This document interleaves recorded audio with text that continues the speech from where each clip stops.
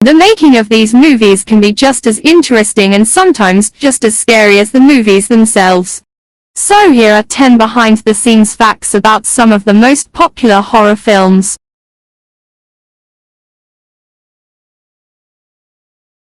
Every single bee seen on screen in Bernard Rose's Candyman 1992 is real.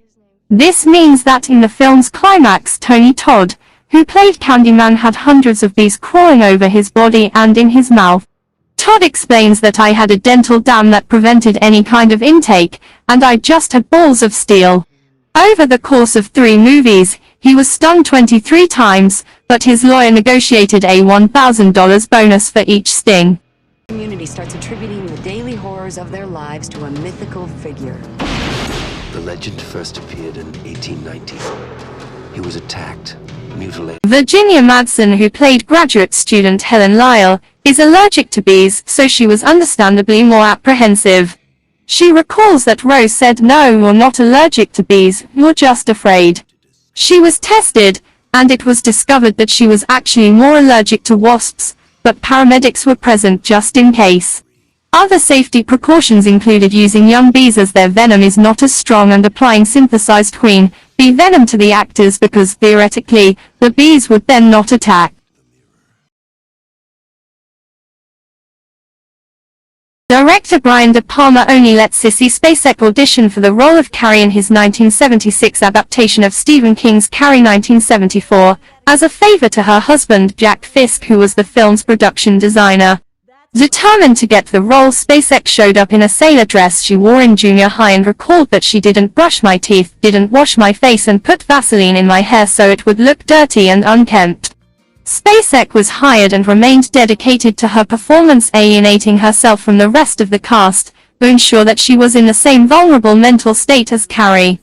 Her co-star PJ Soles explains that after the prom scene where Carrie is showered with pig's blood, Spacek slept in that blood for 3 days to ensure continuity.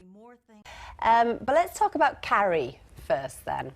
A film lots of people love. I mean, it started off as quite a low-budget film, 1.8 million, I think. But then Spacek also performed the final shot of Carrie's hand punching through her own grave, despite De Palma wanting a stunt double to do it because of the risk of injury. She remembers, "I had to push my hand up through this thing that was covered in pumice rocks. So my hand was getting very raw from doing that."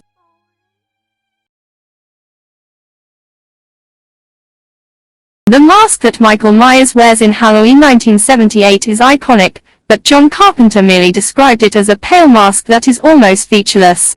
Production designer Tommy Lee Wallace was tasked with creating the mask on a small budget and decided to modify a cheap store-bought mask. He considered a mask of the clown Weary Willy but went with one of Star Trek's Captain Kirk, because it was just kind of a blank face, it didn't really look like anybody.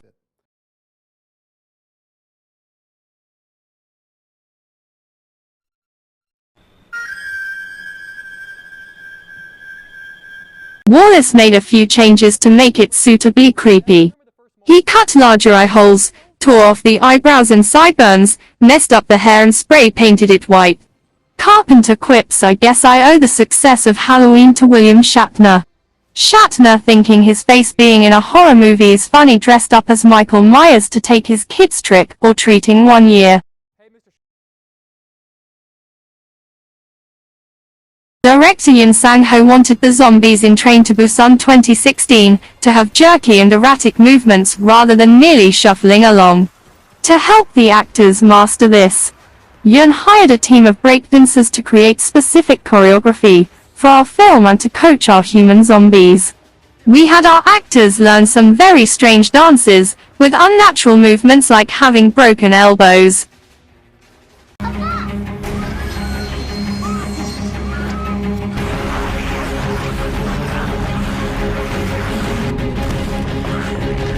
These unnatural movements meant that Gong Yoo, who plays workaholic Dad Sok-woo, faced more of a challenge during fight sequences, though.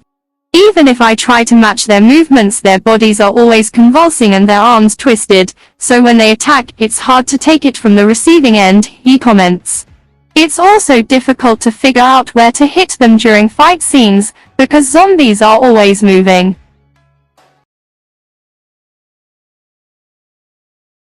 The incredible practical effects in John Carpenter's The Thing 1982 were created by Rob Bottin, who was only 21 when he joined pre-production. One of the best effects he made is the chest chomp where Cooper Richard Dysart uses a defibrillator on Norris Charles Holohan and has his arms bitten off after they punched through his chest. A fake body was made out of fiberglass and fixed to Holohan, whose head and arms poked out from his position under the table. The chest was fitted with a hydraulic mechanism that snapped shut on realistic-looking arms made of jello wax bones and rubber and gelatin veins. These arms were glued onto Joe Carone, a double amputee who wore a prosthetic mask of Dysart. The mechanism closing tore the fake arms off and sent gore flying while Carone flailed his genuinely amputated arms in the air. Let's go, Bennings. I gotta get some sleep.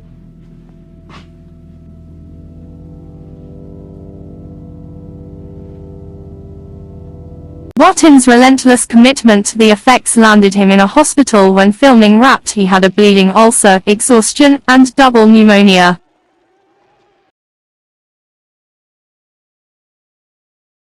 Jordan Peele cites a number of inspirations for Get Out 2017, including racial politics in America during the Obama administration, his own experience of dating a white girl and meeting her parents, and even an Eddie Murphy joke.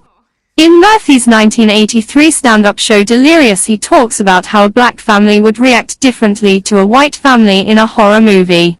In the Amityville Horror, the ghost told them to get out the house. White people stayed in there, whereas he would just tip the bleep out the door.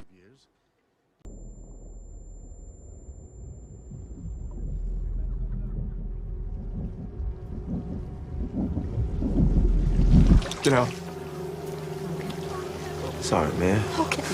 Get out! Yo! Yo, chill, man. Get out! Chill, man. Chill. Taking the lead from this joke, Peele had the black characters in Get Out react realistically. He explains that this is because there is a heightened awareness that black Americans have developed in looking out for racism and the real horrors that we've been subjected to for years. Peele believes that the realistic reactions work regardless of race, though, because it's satisfying to see a movie where somebody at least is aware that this could go into a horror situation.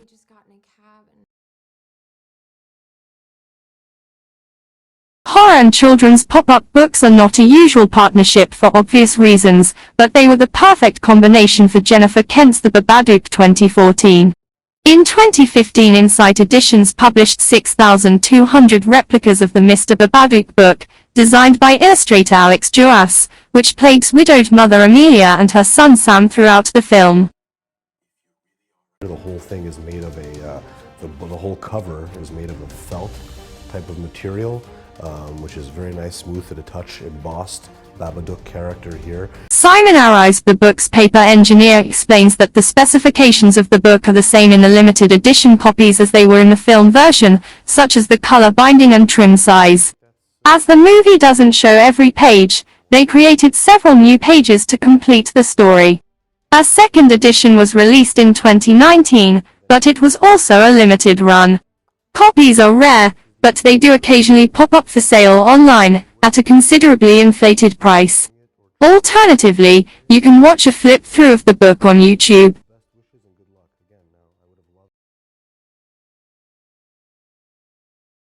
The scene in Wes Craven's A Nightmare on Elm Street 1984, where Glenn, who is played by Johnny Depp, is pulled through his bed by Freddy Krueger, who is played by Robert Englund, and a geyser of blood pools on the roof, was achieved with a revolving room. Everything was nailed down, and then the entire room was flipped upside down. Roughly 220 gallons of fake blood, which was water, red food coloring, and poster paint to thicken it, was poured through the hole in the bed. However, the shot didn't go exactly as planned.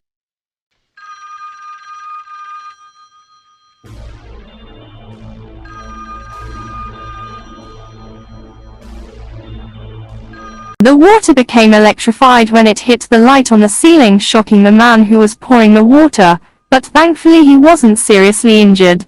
Another issue was caused by the film's low budget, which meant that the room was manually rotated by the crew rather than by a motorized mechanism.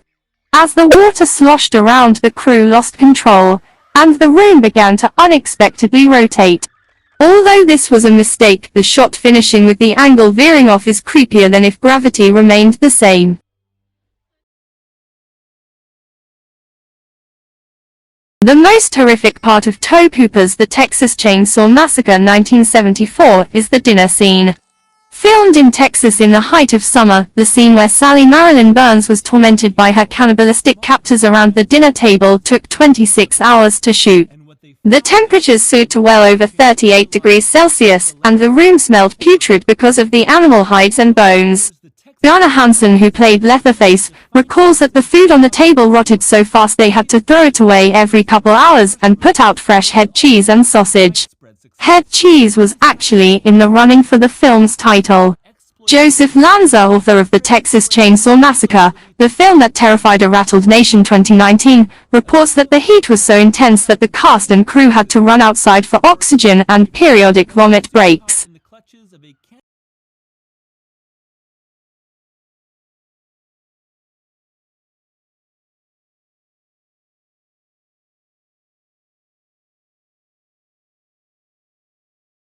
Burns had the worst time of all though. She fainted after really being beaten, and Hansen actually cut her finger when the prop knife and fake blood for the shot of the decrypt grandpa sucking her finger failed. When I was crazy at the end of the movie, laughing hysterically, that wasn't acting, Burns comments. That was me having to go back and do it one more time.